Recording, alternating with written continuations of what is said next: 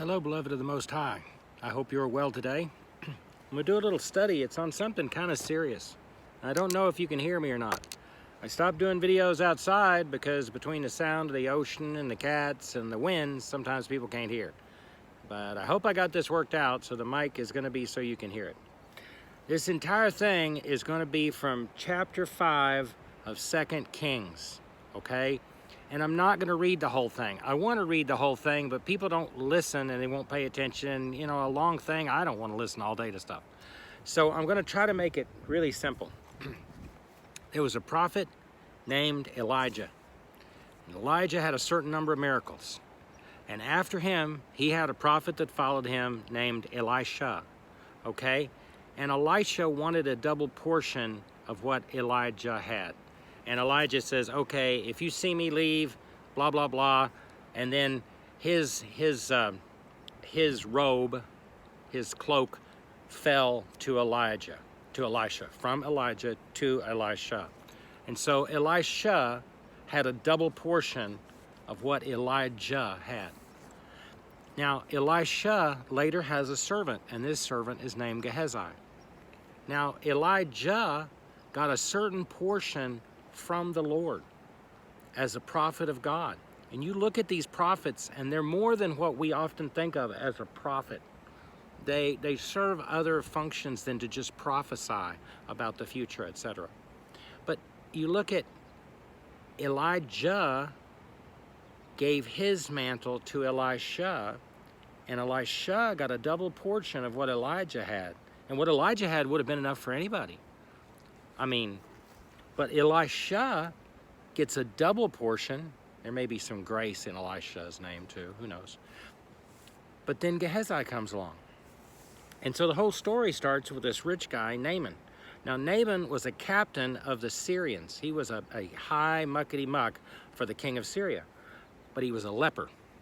And so they go to Israel to see the prophet because they have a servant girl of the Syrians that was a captured Jew. And this Jewess tells them, hey, we've got a prophet and he'll heal you, which is kind of interesting. Talks about the relationship and how she felt about how she'd been treated after being captured. So who knows? So the king of Syria sends Naaman, this leper, with his whole entourage over to see the prophet of God. And on the way, they pass by the king. And the king, and I'm trying to remember which one it is, it's in Samaria. I don't know. The king of Israel, he freaks out, and he's like, oh, this king of Syria is trying to start a war with me, okay? And so he sent this guy over here as a test to just put me in a bad situation so that they can make war with me or something. And they tell him, no, just let the guy go to the prophet. He's here to see the prophet. So he goes to the prophet. Prophet doesn't even come out and see him. Elisha does not even walk out and see him. He just tells his servant Gehazi, go tell him, bathe in the river 7 times, and you'll be clean. Okay, and then Naaman, he's all ticked because he's like, well, there's rivers in Syria. I could go bathe there. And his servant's calming down and say, Master, what if he said do something complicated? You'd go do it, wouldn't you? And so he goes and he bathes and he gets clean. And he comes up and his whole skin's like a baby's butt. He's all pink and new, and he's not all this ashen leprosy, white stuff. So he wants to go do something for the prophet. So he goes back over there, and the prophet's like, no, I don't want any stuff. Tell him go away. Okay, so Naaman leaves, and then Gehazi is seeing an opportunity. This is the key, and I'll probably read this part,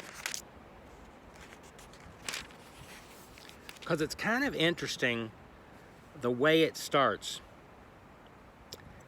Because it starts with, and he said unto him, go in peace. So he departed from him and was a little way off. He's headed off away from the prophet.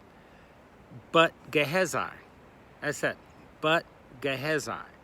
That's kind of like in another place where the prophets are going to eat, and the main prophet says, go put the pot on of stew.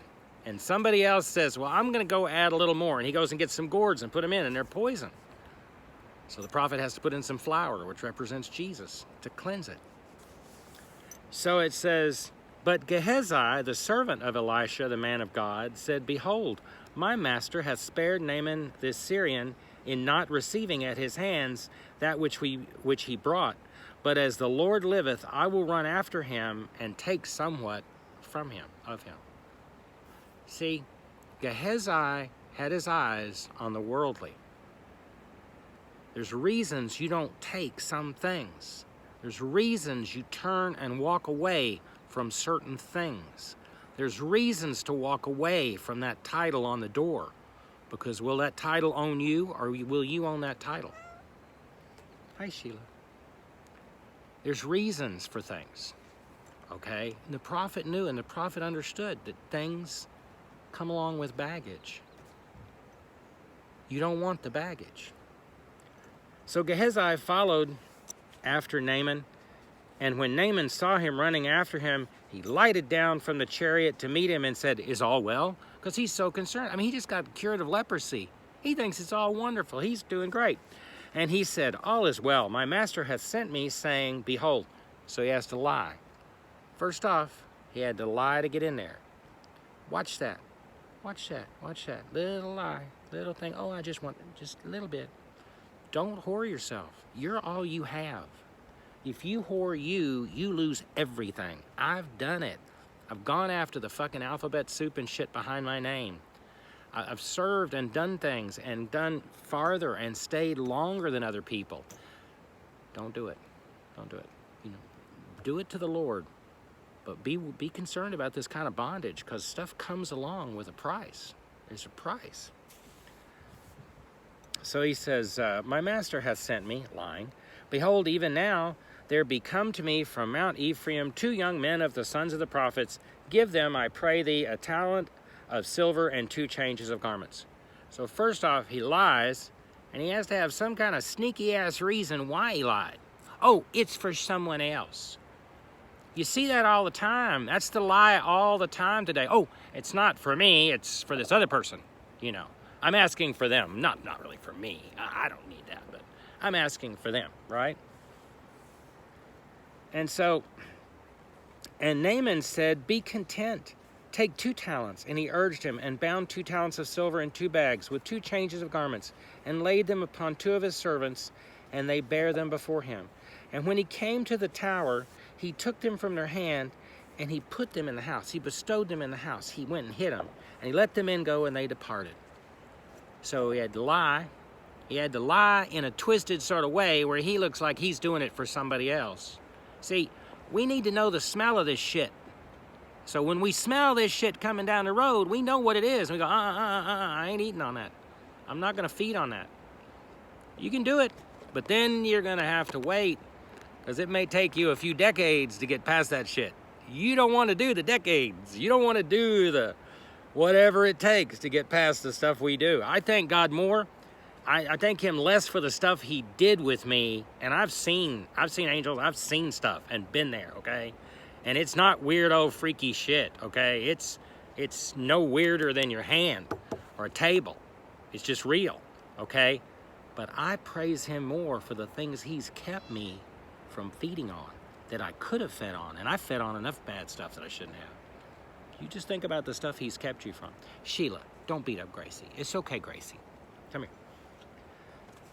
So, and when he had come to the tower, he took them from their hand and bestowed them, and he went and hid them in the house, because he can't have Elisha knowing that he did this. And he let the men go, and they departed. And you know what he sold here? He sold himself. Don't fucking sell yourself. And don't sell yourself for cheap.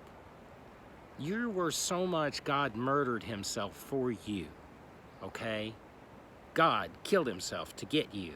So maybe you just shouldn't shit yourself away. Maybe if you're going to invest, you should invest you in something worth something. Something where you gain for real, here and afterwards. But Gehazi went in and stood before his master, and Elijah said unto him, Whence comest thou, Gehazi? And he said, Thy servant went nowhere.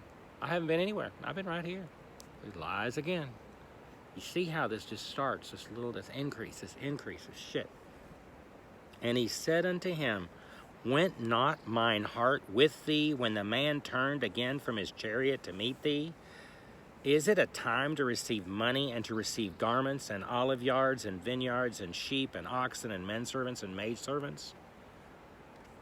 The leprosy, therefore, of Naaman shall cleave unto thee and unto thy seed forever. And he went out of his presence, a leper, white as snow. He could have everything. He could have asked for 3 times.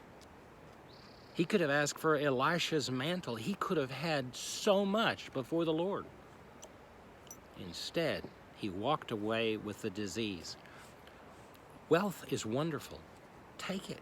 If God gives it to you and he puts it on your heart and you feel it's right, you take it, okay? But you take it. Don't let it take you. You don't want to sell out. I'm going to tell you, and I'm telling you this right now, this is the time. This is the time of all times. The time when Jesus came the first time is, I don't know if it's anything compared to now. I mean, it's everything. But there's 8 times as much prophecy about the time we live in right now as there is about the time when Jesus came the first time. 8 times as much. And you know the sin is going to be a lot of sin, and the world was under the Roman Empire back then, you know. The Romans, the Incas, Aztec, Maya, Chinese, whatever. They weren't really kind, good, wonderful kingdoms. But the evil is going to be more. But the grace is that much more. Where sin abounds, grace abounds that much more. So just get ready and just be wise. Don't be in fear. Don't be in fear. Walk in wisdom. Walk in wisdom. You have it. It's right there. Ask him. Seek it. If you ask him for a fish, is he going to give you a rock, an egg? Are you going to give you a rock? He's going to give you a serpent? No. He loves you. He adores you. Let him love on you. Just let him love on you. But be wise. Now is not the time to sell yourself cheap. Don't be scared. Don't be freaked out. Just be wise. Lord, be with them. Be with them in this time and keep them safe. I'll see you on the flip side with him, beloved. We're going to drink some wine together with our Jesus. All his very best. God bless.